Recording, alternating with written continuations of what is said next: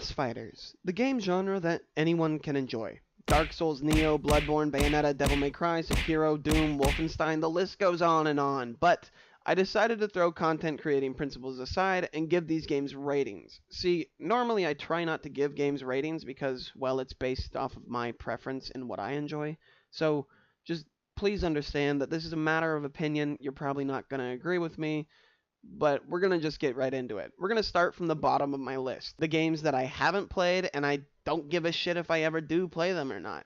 Go ahead, try to change my mind. Dark Souls 3 and 2. I played Dark Souls 1. I kind of enjoyed it, I guess. Admittedly, I do love the customization of the Dark Souls series, the funny armors, the cool weapons, and the intricate level design. I just really have never had the affinity to go out and buy another Dark Souls game.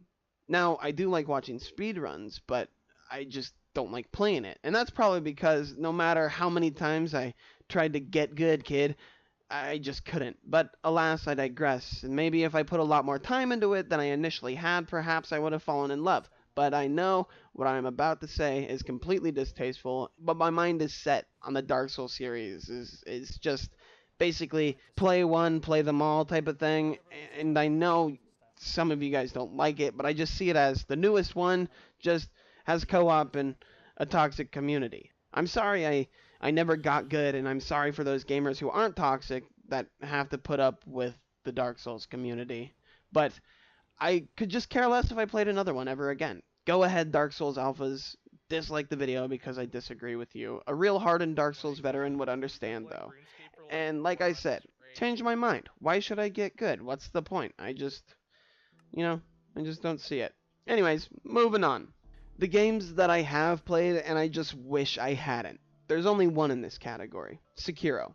Fuck that game. Fuck everything about this game. I tried playing it and fucking dying, and it's got me hooked, and I don't even love it. I have no fucking clue what's going on half the time, but I'm determined to beat it. I feel like I probably never fucking will. When I stream Sekiro, usually I can only get through one, or if I'm incredibly lucky, two bosses a stream, and the gameplay is just a complicated, rage-inducing montage of deaths. I'm not an angry person, but this fucking game makes my blood boil hotter than 1,000 suns, and I wish I never bought it, and I wish I never got hooked on it, and I wish that I could just fucking beat it so I can uninstall it and never see it again. Anyways, moving on to the games that I haven't played, haven't heard much about, but I would probably give a try. Bloodborne seems alright. The name's cool. My interest wasn't piqued when it came out, but I know the cover art is pretty neato. And same with Surge. Haven't heard much about either of these games, but I was never interested enough into looking into them. I mean, I guess I'm always willing to give something a try, so if I ever decide to just throw some of my money away for a game I'm impartial to, maybe I'll pick one or the other up. The next category on our little Minecraft ladder we're building here is the games I have played, and I thought, meh, I don't hate it, I don't love it, I'll probably end up returning this to GameStop for an extra $3 towards the next Call of Duty or something, but for now, I guess I'll just keep playing. The game in this category is Lords of the Fallen. Not much to say about this category, it's pretty self-explanatory. I had the game before I got Call of Duty Advanced Warfare, and I mean, it was pretty cool, just pretty meh, nothing too exciting for me. So after a while, I just ended up trading it in for Advanced Warfare. The art was neat, but I just wasn't entranced by the story or really anything else, I guess. It was just pretty bland experience, and from what I can remember, minimal customizability and simple gameplay, it just never left a lasting impression on me. There's one more step above that. Games that I haven't played, but I kinda really want to. Neo looks like an easier version of Sekiro. I don't always enjoy games that are just too hard. I like to be able to play and progress through a storyline, and then if I enjoy it, I can always do a new game plus and do it again. Also, Wolfenstein is in this category. I have missed playing really any of the newer versions of Wolfenstein. It seems incredibly intense, and I love Doom, so I guess I should pay the respect of trying Wolfenstein. Sadly, I'm not made of money, so I have to pick and choose my games wisely. Now, there's games that I have played and I have enjoyed and I kept around because maybe I will come back to them in the future when I'm bored of everything else. Top game in this category, Final Fantasy 15. It's easily on this list. I don't love turn-based gameplay unless it's Pokemon, just because I grew up on that. So when I bought Final Fantasy 15 on release, I was nervous I was going to hate turn-based combat style in it. But then, by my pleasant surprise, it turns out this game is open world with an intricate combat style full of customizability and some incredibly cool weapons. The boss fights are so fucking fun, and the story is just easy to follow. The game's chocked full of entertaining combat, and the graphics are beautiful, and the story about made me shed a damn tear, and it's probably one of my favorite stories. I got so attached to the characters. I consider this a boss fighter even though it lacks that linear style progression due to the massive open world, but dude, mid-air battles, massive bosses, you can literally fight a fucking mountain, and all the combat's personalized to your styles. I like it better than the other game in this category, which is Devil May Cry 5. I actually enjoy Devil May Cry 5 as the combo-based combat style is fluent with flashy moves and interesting characters, a satirical story that made me laugh and get excited for what was to come next. Like that dance sequence from Dante. Oh, mwah! That was magical. Made me really feel like I was in Neverland when he pulled off that Michael Jackson moonwalk.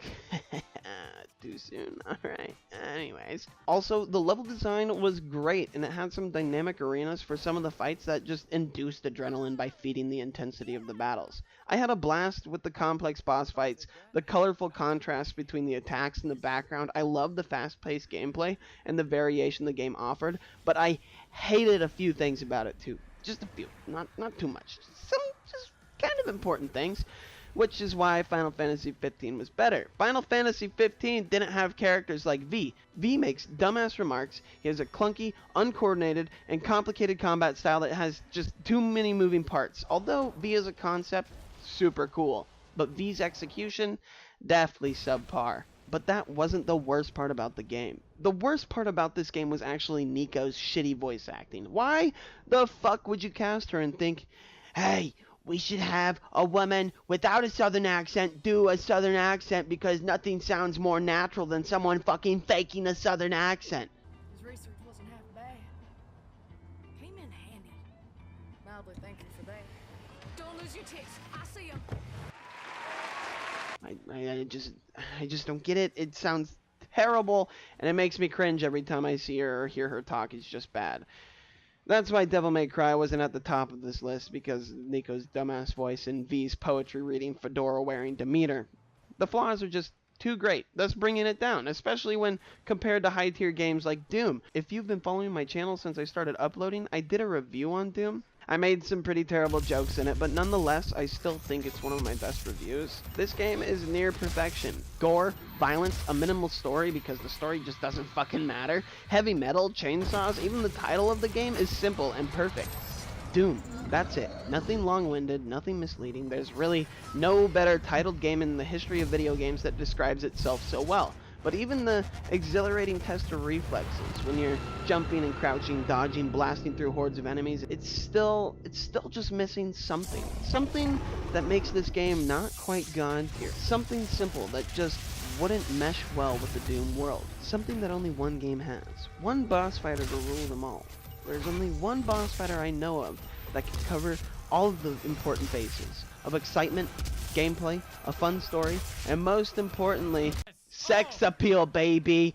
This game is Bayonetta. Partial nudity, guns galore, dynamic level design. You get boss battles that mix like a sexy symphony with the terrain that's laid before you. Just blends perfectly with the combo-based gameplay. And all the while, you get to watch Bayonetta strut in third person.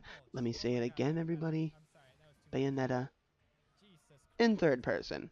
The story's even good. I get that question all the time. I always hear it when I'm playing Bayonetta. Why does Bayonetta have to be so sexualized? Well, that's simple. Two reasons. Two simple reasons. Reason number one, Japanese developers.